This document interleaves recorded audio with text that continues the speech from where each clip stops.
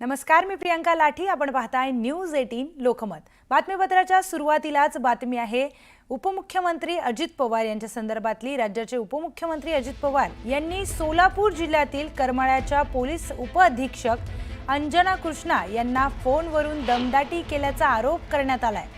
म्हाड्याच्या कुर्डू गावात रस्त्याच्या कामासाठी मुरुम उत्खनन होत असल्याची तक्रार आली होती. त्यानंतर पोलीस उपअधीक्षक अंजना कृष्णा या घटनास्थळी पोहोचल्या. यावेळी स्थानिक आणि पोलिसांमध्ये चांगलीच शाब्दिक जुगलबंदी देखील झाली.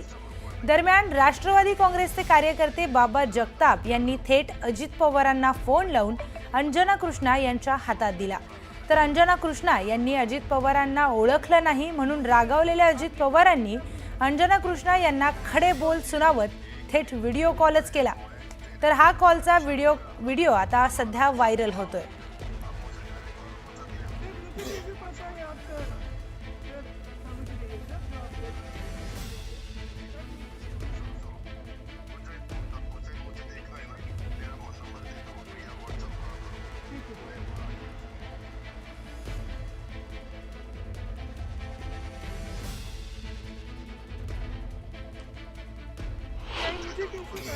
कैसे ऑफिस चाहिए हमको।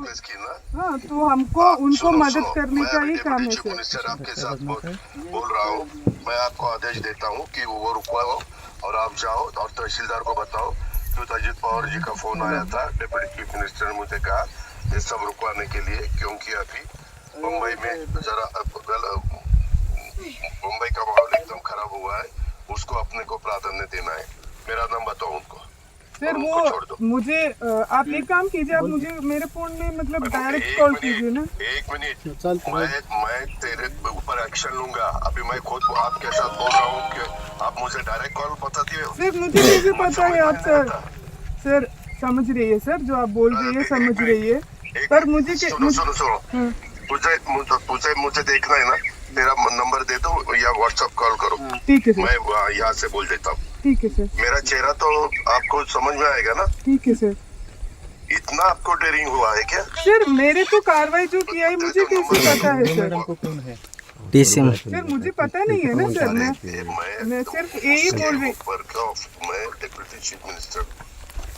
सर समझ रही है वो आप बोल रही है जो नंबर दे दो मुझे, मैं डायरेक्ट आपको देता हूँ। ठीक है सर, 944। आपका नंबर दे दो ना।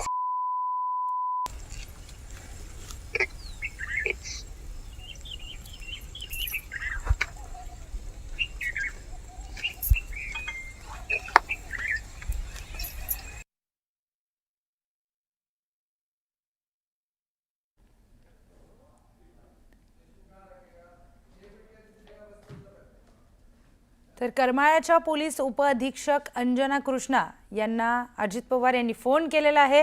दरम्यान या प्रकरणी अजित पवारांनी राजीनामा द्यावा अशी मागणी जनहित शेतकरी संघटनेने केली आहे. जनहित शेतकरी संघटनेचे अध्यक्ष अतुल खुपसे यांनी ही मागणी केली. आमची प्रमुख मागणी आहे अजितदादांनी राजीनामा द्यावा आणि महाराष्ट्राची माफी मागावी, लाडक्या बहिणींची लाडक्या भावांची माफी मागावी आणि या ठिकाणी मुख्यमंत्र्यांनी लक्ष घालण्याचं काम करावं ही आमची विनंती आहे.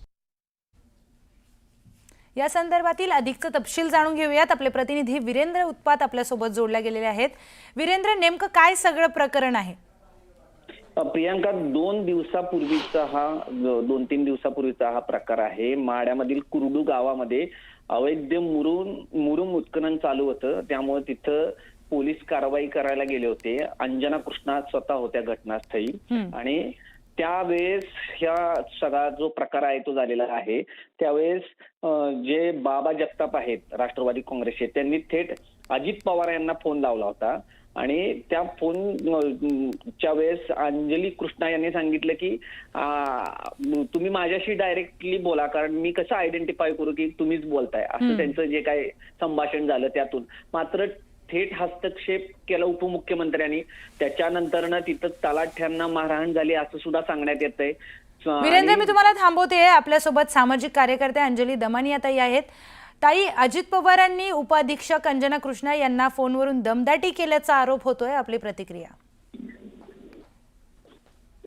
मला आत्ताच ते ऐकून अतिशय विचित्र वाटलं की हे राजकारणी आता काय स्तराला जाऊन काय म्हणजे एखाद्या ऑफिसरला धमकवण्याची जर त्यांची हिंमत होत असेल तर मला वाटतं ह्या सगळ्यांना आता पुलअप करण्याची गरज आहे. अजित पवार स्वतःला समजतात काय?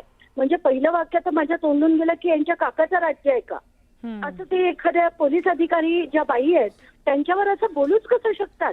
धमक्या कोणाला देतात? त्यांनी कारवाई केली, योग्य आहे की नाही आहे ते तुम्ही नंतर ठरवा, पण त्यांना फोनवर बोलणं आणि धमकावणं हे अतिशय चुकीचं आहे असं मला क्लिअरली दिसतंय. पण आता बाकीची माहिती मी घेणार आहे की त्यांनी कुठली कारवाई केली, का केली, आणि जर त्याच्यात दिसलंय की ते अजित पवारांना हवी अशी कारवाई होती आणि म्हणूनच त्यांना राग आला, तर मला वाटतं या अजित पवारांना आता खरंच ठीक करण्याची वेळ आलेली आहे.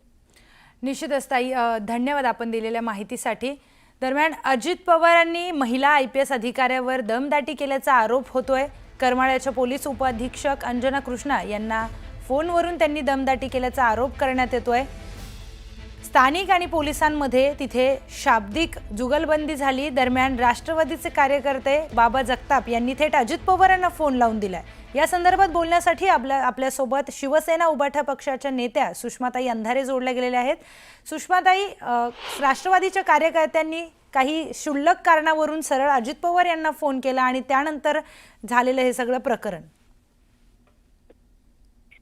नाही, मुळात ते प्रकरण काय होतं आणि ते कुठल्या संदर्भात ती माणसं समोर दिसतात पोलीस ऑफिसरच्या, याचे तपशील मला माहित नाहीत. पण एक नक्की आहे, ज्या लेडी पोलीस ऑफिसरने जी प्रोसिजर फॉलो केली ती प्रोसिजर अतिशय योग्य आहे. कारण प्रशासकीय अधिकारी म्हणून काम करताना उद्या समजा कदाचित दादांचा आवाज काढून जर कोणी चीट केलं असतं, कोणी फ्रॉड केलं असता, तर त्या बिचारीच्या नोकरीवर गोष्ट आली असती. त्यामुळे एका ऍडमिनिस्ट्रेटिव्ह प्रोटोकॉलमध्ये ज्या ज्या गोष्टी फॉलो करणं गरजेच्या आहेत, ज्या ज्या गोष्टीला क्रॉस चेक करणं गरजेचं आहे. कारण उद्या तुम्ही सगळ्यांनी बातम्या केल्या असत्या की अरे पोलीस ऑफिसरला कोणी दिवसाढवळ्यात चुना लावला. त्यामुळे पोलीस ऑफिसर म्हणून कुठल्याही गोष्टी तपासून घेतल्याशिवाय त्यावर विश्वास कसा काय ठेवायचा? म्हणून मला असं वाटतं की त्यांनी जी भूमिका घेतली ती अतिशय योग्य आहे. उलट सन्माननीय उपमुख्यमंत्री अजितदादा यांनी अशा धाडसी पोलीस ऑफिसरचं कौतुक केलं पाहिजे आणि अशा अनेक पोलीस ऑफिसर व्हाव्यात यासाठी प्रोत्साहन सुद्धा दिलं पाहिजे. ताई, ते गुंडगिरी तिथे करायला गेले होते आणि काही असं सगळं प्रकरण घडलंय आणि मग त्यांच्यानंतर त्यांच्याकडून अजित पवार बोललेले आहेत आणि फोनवर त्या व्हिडिओमध्ये देखील ऐकायला येतंय की तुमच्यावर मी कारवाई करेल असं ते म्हणतायत. या संदर्भात काय? नाही, ते तर तो तर अजून एक वेगळाच मुद्दा आहे. या राज्यामध्ये सध्या जे काही चाललंय त्याच्यामध्ये अधिकाऱ्यांना किंवा सामान्य माणसांना काही सेच उरलेला नाहीये. सामान्य माणसांचं, अधिकाऱ्यांचं, प्रशासकीय कर्मचाऱ्यांचं काही म्हणणं ऐकायचंच नाही. हम करे सो कायदा, आम्ही सत्तेत आलोय तर बळी तो कानपिळी या न्यायाने आम्ही वाटेल त्या पद्धतीने बोलू शकतो आणि आमचा मग गुंड जरी असला तरी आम्ही आमच्या गुंडाच्यासाठी फोन करू. पण त्याच ठिकाणी कोणी एखाद्या गरजूने फोन केला तर त्याचा फोन कदाचित रिसिव्ह केला जाणार नाही. ही म्हणजे आता राज्यामधलं सरकार, ज्या सरकारमधला एक मुख्यमंत्री सांगतो की सीएम याने कॉमन मॅन तर दुसरा DCM सांगतो DCM याने डेडिकेटेड कॉमन मॅन. हे डेडिकेटेड कॉमन मॅन आहेत का हे नुसतीच डॅशिंगगिरी करणारे हे मॅन आहेत? कसले लोक आहेत हे नेमके?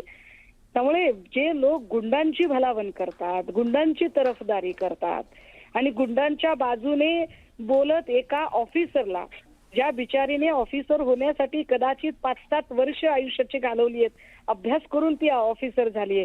बरं, ती तुम्हाला काही अधिकचं सांगत नाही, ती हफ्ता मागत नाहीये, ती तिची ड्युटी बजावत आहे आणि ड्युटी बजावत असताना जर तिला अशा पद्धतीने धमकावलं जात असेल तर हे वाईट आहे. आणि अशा पद्धतीने जर उपमुख्यमंत्री वागत असतील, कुंपणच शेत खात असेल तर दाद कुणाकडे न्यायची? निश्चितच ताई, धन्यवाद आपण दिलेल्या सविस्तर प्रतिक्रियेसाठी. तर पुन्हा एकदा ऐकूयात उपमुख्यमंत्री अजित पवार नेमकं काय म्हणाले. हाँ, तो हमको उनको मदद करने का ही काम है सर. मिनिस्टर आपके साथ बोल रहा हूँ. मैं आपको आदेश देता हूँ कि वो रुकवाओ और आप जाओ और तहसीलदार को बताओ कि अजित पवार जी का फोन आया था. डिप्टी चीफ मिनिस्टर ने मुझे कहा ये सब रुकवाने के लिए, क्योंकि अभी मुंबई में जरा मुंबई का माहौल एकदम खराब हुआ है, उसको अपने को प्राधान्य देना है. मेरा नाम बताओ उनको. सर उनको वो छोड़ दो। मुझे आप एक काम कीजिए, आप मुझे मेरे फोन में मतलब डायरेक्ट एक कॉल मिनट, कीजिए ना। एक मिनट, मैं तेरे ऊपर एक्शन लूंगा। अभी मैं खुद आपके साथ बोल रहा हूँ कि आप मुझे डायरेक्ट कॉल बताती हो। सर मुझे कैसे मुझे पता है समझ आप में नहीं सर? आता। सर समझ रही है सर, जो आप बोल रही है एक समझ मिनट, रही है, एक पर मिनट, मुझे सुनो हाँ, मुझे देखना है ना, तेरा नंबर दे दो या व्हाट्सएप कॉल करो। ठीक है सर, मैं यहाँ से बोल देता हूँ। ठीक है सर, मेरा चेहरा तो आपको समझ में आएगा ना। ठीक है सर। इतना आपको डेयरिंग हुआ है क्या? सर मेरे को कार्रवाई जो किया है मुझे कैसे पता है सर? टीसी सर मुझे पता नहीं है ना सर, मैं सिर्फ यही बोल रही। मैं डिप्टी चीफ मिनिस्टर। सर समझ रही है, वो आप बोल रही है आपका जो नंबर दे दो मुझे, मैं डायरेक्ट आपको देता हूँ। ठीक है सर, 944 आपका नंबर